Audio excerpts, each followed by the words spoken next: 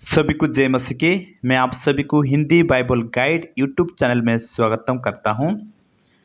आज हम Bible Gog रूस के बारे में क्या कहती है इस विषय में अध्ययन करेंगे। रूस और यूक्रेन के बीच में युद्ध, क्या अंत का दिन निकट है? एहेजकेल अध्याय 38-39 रूस के बारे में क्या कहता है, इस विषय पर आज हम अध्ययन करेंगे। बाइबल गोग रूस के बारे में क्या कहती है? गोग कौन है? मागोग कौन है? मशेक और तुबल कौन है?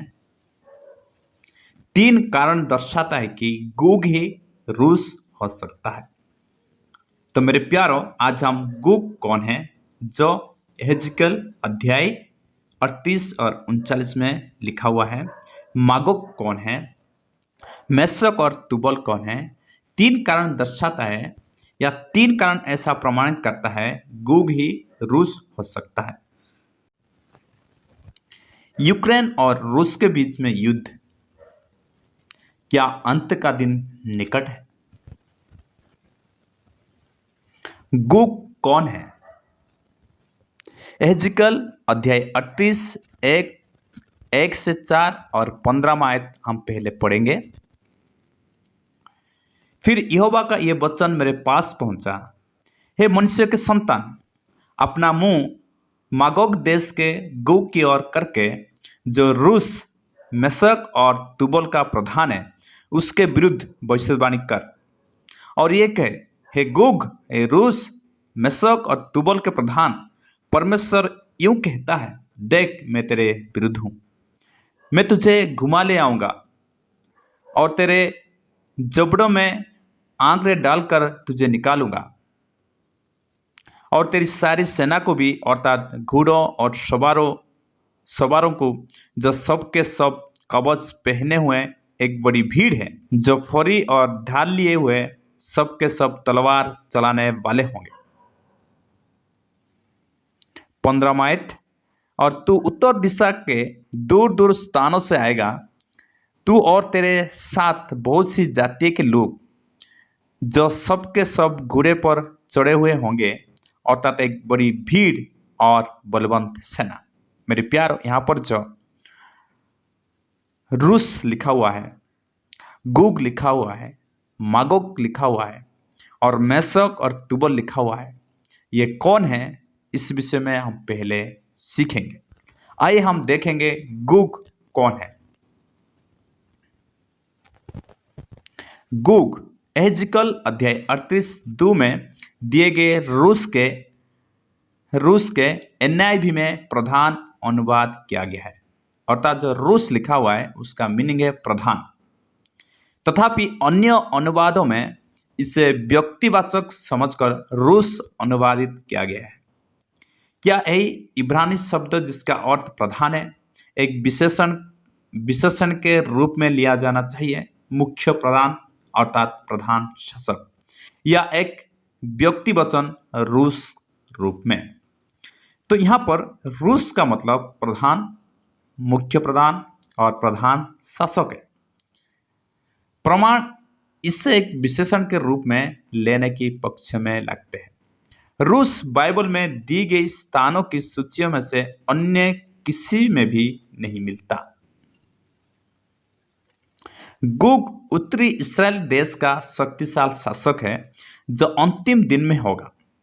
38 का 15 में लिखा है, और तू उत्तर दिशा के दूर दूर स्थानों में आएगा, तू और तेरे साथ बहुत सी जातियां के लोग, जो सबके सब घोड़े पर चढ़े हुए होंगे, अर्थात एक बड़ी भीड़ और बलवंत सेना। वो मागोग का देश है। गोग कौन है? मागोग का देश है। गोग कौन है? मागोग का देश है। और वो मेशक और तुबल का राजकुमार है। और परमेश्वर अंतिम दिनों में इस्राएल के विरुद्ध एक शक्तिशाली आक्रमण का नेतृत्व करेगा। तो परमेश्वर ये गोग को इस्राएल के ऊपर आक्रमण करने के लिए लेके आएगा और बुलाएंगे।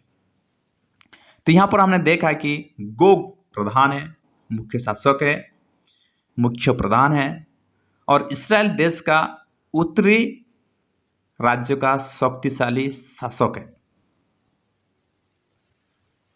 मागोग कौन है? मागोग इब्रानी गोग का प्रांत है। मागोग यफेत का द्वितीय पुत्र था। उत्पत्ति 10 का 2 में लिखा है, याफत के पुत्र गोमेर मागोग। मागोग जो है याफेत का दूसरा व द्वितीय पुत्र था। और मायदे, यावन, टुबल, मेशक और तिरास हुए। तो यहां पर हम देखते हैं जो मागोग है और याफेत का द्वितीय पुत्र था। वो महान इतिहासकारक जोसेफस के अनुसार मागोग काला सागर दक्षिण रूस के उत्तर में बस गए। महान इतिहासकारक जोसेफस के अनुसार यह मागोग के जेनरेशन काला सागर या दक्षिण रूस के उत्तर में बस गए। तुबल और मेशक कौन है? तुबल और मेशक यफत के 5वें और 6वें पुत्र थे। उत्पत्ति 10 का 2। यफत के पुत्र गोमेर, मागोग, मादे, यावन, तुबल, मेशक और तिरास हुए। तो तुबल और मेशक यफत के 5वें और 6वें पुत्र थे, जिनके वंशज काला सागर और कास्पियन सागर के आसपास बस गए। रूस की साइबेरियन या एशियाई राजधानी पहले मेशक कहलाती थी और जो नेपोलियन के महान आक्रमण के उपरांत मस्क कहलाने लगा, जो आज भी रूस का राजधानी है। तो यहां पर हमने देखा मागोग जो है यफेत का द्वितीय पुत्र था और तुबल और मेशक जो है याफेत का 5वें और 6वें पुत्र थे।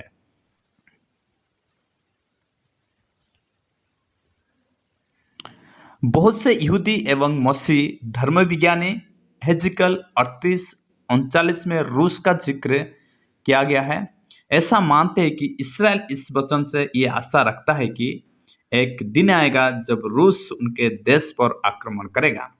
मेरे प्यारों, यहूदी एवं मसीह धर्मविज्ञानी ये विश्वास करते हैं कि जो 38 और 39 में जो रूस का जिक्र किया गया है, इस रूस के बारे में वे लोग ये मानते हैं कि या इसराइल लोग ये विश्वास करते हैं, इस वचन से ये आशा करते हैं कि एक दिन ये रूस इसराइल के विरुद्ध में आएगा और इसराइल को आक्रमण करेगा। रूस संसार का सबसे बड़ा देश है। रूस में यूरोप का आधा हिस्सा और एशिया के 2/5 हिस्सा समाया हुआ है। यह संसार के भाग का 6वां हिस्सा लिए हुए हैं। रूस के पास संसार की सबसे जल सेना है। दुनिया के सबसे बड़ी सेनाओं में से रूस का नाम भी शामिल है। तो ऐसा माना जाता है जैसे कि हेजिकल भविष्यवाणी करते हैं, वो विक्रमशाली होगा और शक्तिशाली राष्ट्र होगा।